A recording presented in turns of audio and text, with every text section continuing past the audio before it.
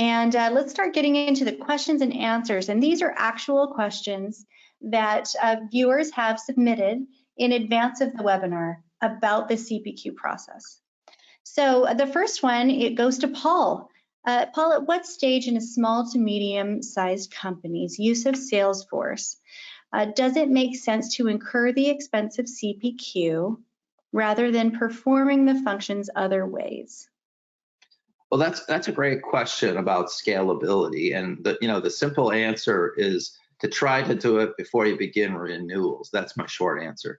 Salesforce gives you a great advantage for small organizations because you can take advantage of enterprise quality technology even in a small work environment with smaller staffs. But it will allow you to scale because small startup medical device firms can grow very rapidly when their products are adopted. And using CPQ, that allows them to handle renewals much more efficiently and avoid those renewals from causing a slowdown of your business growth, because salespeople can focus on new business without delaying renewals. Gilles, did you have any comments?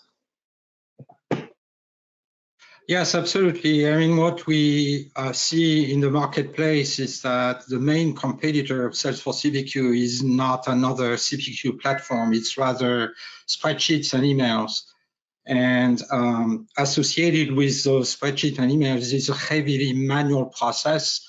So all the pain points that you mentioned when you talked about the case studies, and that leads to quotes that are full of errors. So it's missed opportunities for the company to realize revenue, to preserve their margins.